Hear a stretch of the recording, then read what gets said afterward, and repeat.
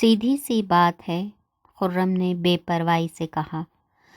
کنارے لے جا کر اسی کسی رکشے میں ٹھونسو اور پولیس ہیڈ کوارٹر بھجوا دو۔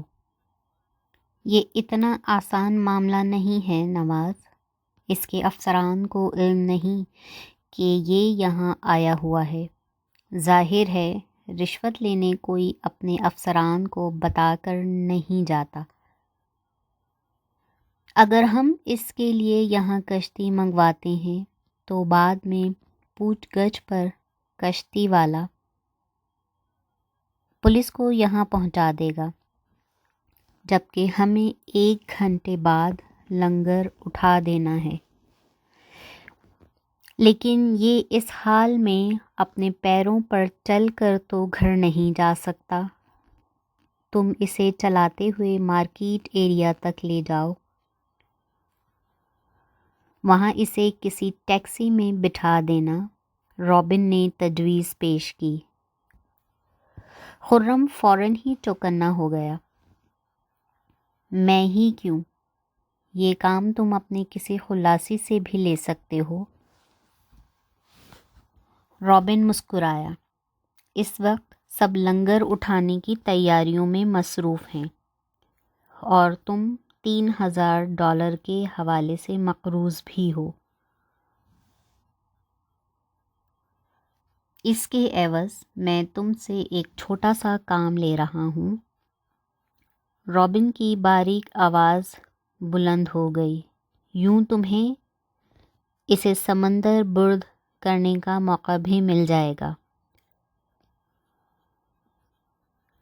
خرم چند لمحے اسے دیکھتا رہا، پھر سرد لہجے میں بولا، صرف مقروض ہونے والی بات میرے دل کو لگتی ہے، اسی لیے تمہارا یہ کام کر دوں گا۔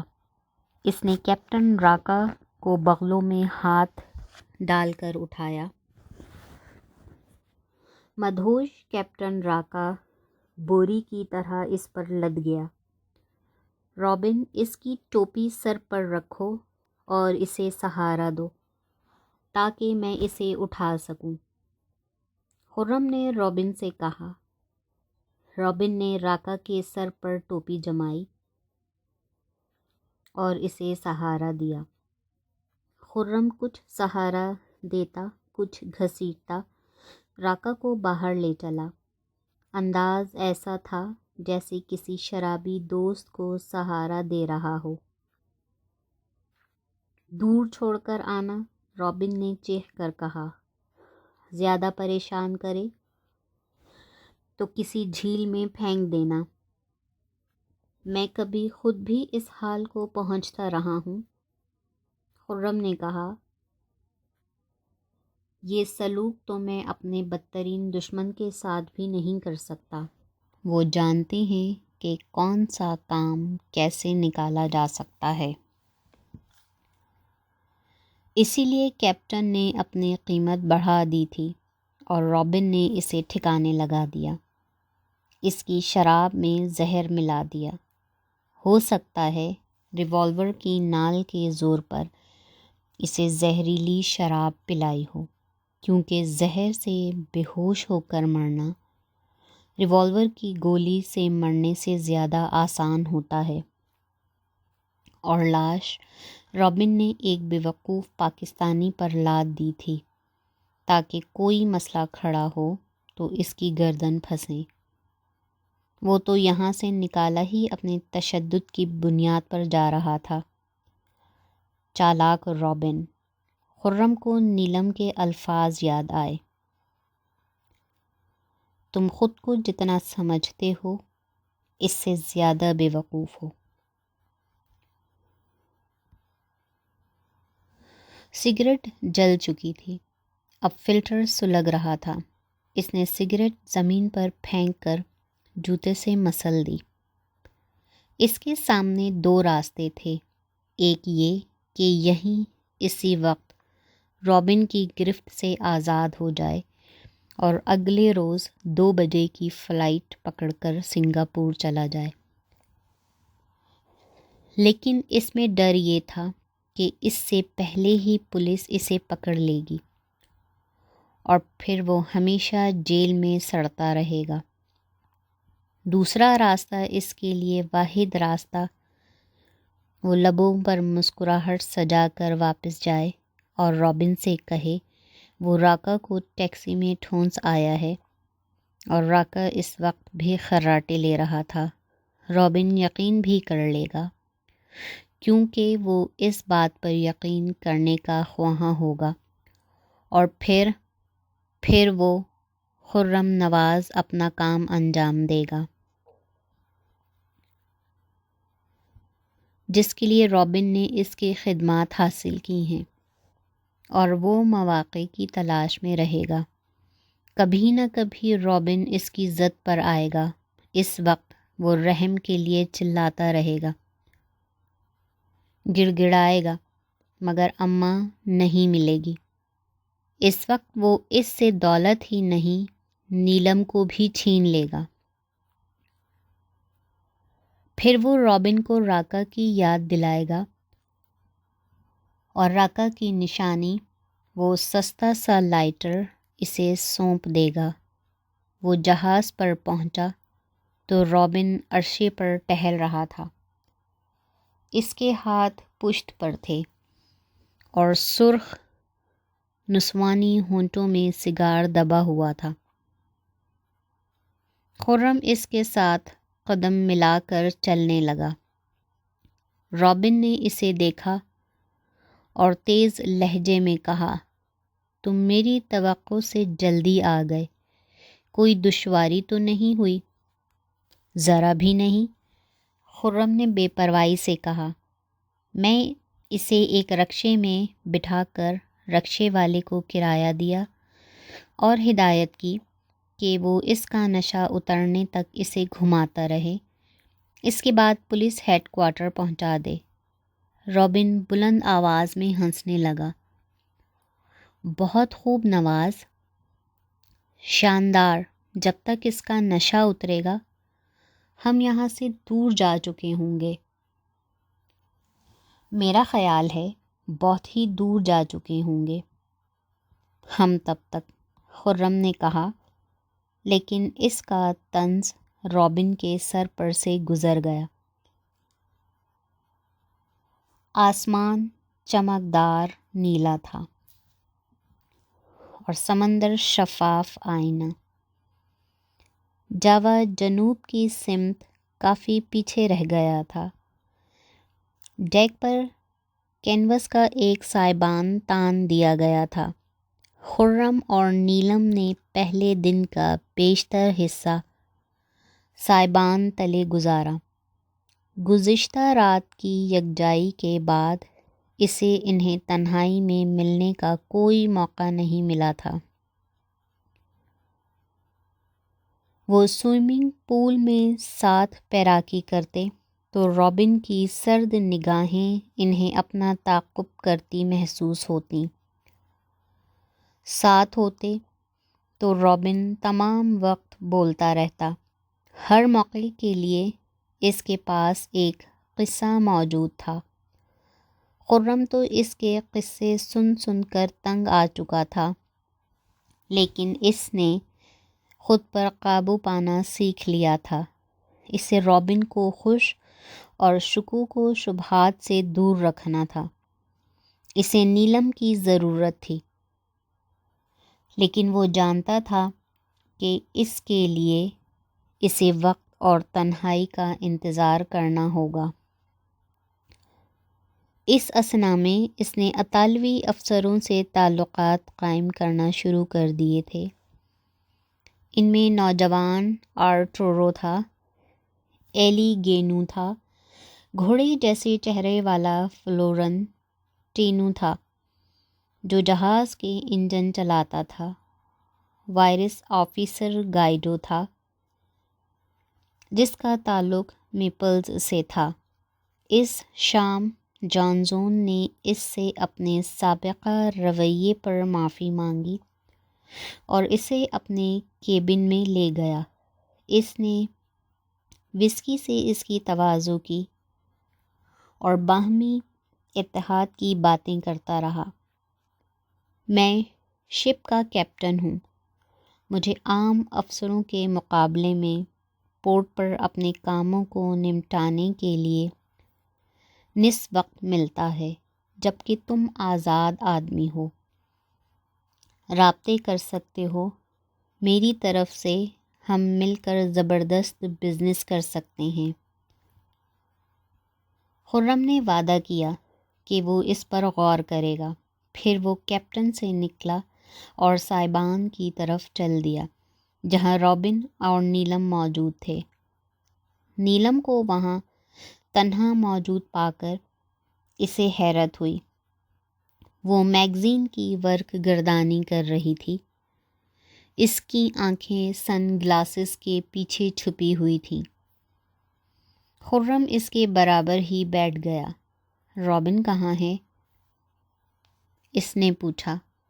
نیلم نے سر اٹھائے بغیر کہا، اپنے کیبن میں. یہ گری اس کے لیے ناقابل برداشت ہے. کہہ کر گیا ہے کہ ڈنر تک آرام کرے گا.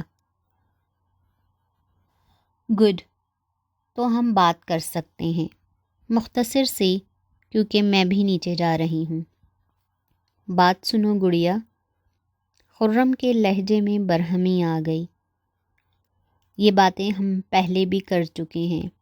مجھے ہر مکالمہ زبانی یاد ہے، لیکن یہ نیا ایکٹ، نیا سین اور نئی پیچیدگیاں ہیں، اور تم پسند کرو یا نہ کرو تم ملوث ہو اس کھیل میں. خرم، میں پہلے ہی کہہ چکی ہوں کہ میں انٹرسٹڈ نہیں ہوں. میں ملوث نہیں ہونا چاہتی. وجہ میں تمہیں پہلے ہی بتا چکی ہوں. سویٹ ہارٹ، اب بات قتل تک پہنچ گئی ہے، خرم نے نرم لہجے میں کہا. کوئی خاص رد عمل ظاہر نہیں ہوا. نیلم نے کہا، مجھے کیا؟ سنو نیلم، گزشتہ رات جو ہوا اسے بھول جاؤ. وہ بس ایک کمزور لمحہ تھا.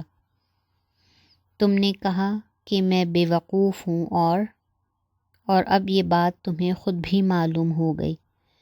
نیلم نے مضحکہ اڑانے والے انداز میں کہا. نو پلیز، اب مجھے اپنی حماقتوں میں شامل نہ کرو. اب بولو، تم جا رہے ہو یہاں سے یا میں چلی جاؤں؟ میں چلا جاتا ہوں. یہ کہہ کر خرم اٹھا اور چند لمحے نیلم کو دیکھتا رہا.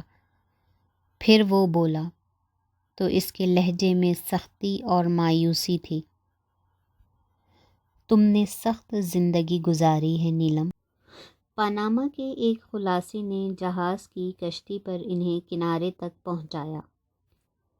ابتدا میں خرم نے راکا کو چلانے کی کوشش کی، لیکن راکا نے اب ہاتھ پاؤں بالکل ہی چھوڑ دیے تھے. چنانچہ خرم اسے گھسیٹتا ہوا ساحلی گوداموں کی طرف لے گیا. راستے میں کئی بار اسے رک کر اپنی سانسیں درست کرنا پڑیں. اس دوران اس کے کان ممکنہ آہٹوں پر لگے ہوئے تھے. وہ کیپٹن راکا کے ساتھ اس حال میں پکڑا جانا نہیں چاہتا تھا. بالآخر وہ گوداموں کی حدود سے نکل کر ایک پگڈنڈی تک پہنچ گیا جو جنگل کی طرف سے آ رہی تھی. اس کے دوسرے سرے پر خرم کو بانسوں کا بنا ایک پل نظر آیا. پل کے دونوں طرف جھیل کا چمکتا پانی نظر آ رہا تھا. آوازوں سے اندازہ ہوتا تھا کہ پل کے پار مارکیٹ کے علاقے میں بڑی گہما گہمی ہے. خرم نے فیصلہ کیا کہ چلانے کی اداکاری کو خیر آباد کہہ دیا جائے. اس نے کیپٹن کو اٹھا کر اپنے کندھوں پر ڈال لیا. ایک گھنے درخت کے نیچے پہنچ کر وہ رکا اور اس نے کیپٹن کو نیچے اتار دیا. چند لمحے اس نے آرام کیا اور اپنی ٹائی ڈھیلی کر دی. اسے احساس ہوا کہ اس کے کپڑے بالکل مسک گئے ہیں۔ پھر اسے ایک اور احساس ہوا، راکا اب خراٹے نہیں لے رہا تھا، بلکہ وہ تو اب سانس بھی نہیں لے رہا تھا۔ اس نے جھک کر راکا کے سینے پر کان لگایا، وہاں دھڑکن نام کی کوئی چیز نہیں تھی۔ اس نے اس کی کلائی تھام کر دیکھی، نبض بھی ندارد تھے۔ ہاتھ یخ ہو رہے تھے۔ خرم نے ٹٹول کر اپنی جیب سے لائٹر نکالا اور اسے جلا کر راکا کے چہرے کے قریب لے گیا۔ اس کی آنکھیں کھلی ہوئی لیکن بے نور تھیں۔ منہ سے نکل کر بہنے والا جھاگ اس کے جبڑے پر سوکھ کر جم گیا تھا۔ کیپٹن راکا مر چکا تھا۔ خرم نے تیزی سے اس کی جیبیں ٹٹولیں۔ کوٹ کی جیب میں بٹوا تھا، پینٹ کی جیب میں چند چھوٹے نوٹ تھے، اس کے علاوہ ایک رومال، امریکی سگریٹ کا ایک پیکٹ اور ایک سستا سا جاپانی لائٹر تھا۔ خرم نے بٹوا کھول کر اس کا جائزہ لیا۔ اس میں پولیس کا شناختی کارڈ، ایک عورت اور ایک بچے کی تصویر اور 500 روپے کے نوٹوں کے سوا کچھ نہیں تھا۔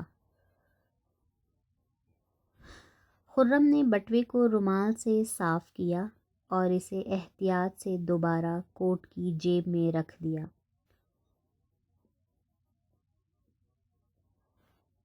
کچھ سوچ کر اس نے اس کا لائٹر اور سگریٹ کا کھلا ہوا پیکٹ اپنی جیب میں رکھ لیا۔ پھر اس نے راکا کی بغلوں میں ہاتھ دے کر اسے اٹھایا اور اسے گھسیٹ کر درخت کے پیچھے لے گیا۔ ٹوپی گر گئی تھی۔ اس نے اسے اٹھا کر جھاڑا اور بڑی احتیاط سے پھر راکا کے سر پر رکھ دیا۔ پھر وہ پلٹا اور واپس چل دیا۔ گوداموں کے درمیان پہنچ کر وہ رکا اور اس نے سگریٹ سلگائی۔ ایک مردہ انسان کی سگریٹ، مردہ انسان کے لائٹر سے اس کے ہاتھ لرز رہے تھے، جسم پسینہ اگل رہا تھا اور لگتا تھا اس سے بخار چڑھنے والا ہے۔ اس نے ایک دیوار سے ٹیک لگا کر کئی گہرے گہرے کش لیے۔ اس دوران وہ سوچنے کی ناکام کوشش کرتا رہا۔ سوچو خرم، سوچو، وہ خود سے کہہ رہا تھا۔ ایک انسان مر گیا ہے اور وہ تمہاری باہوں میں مرا ہے۔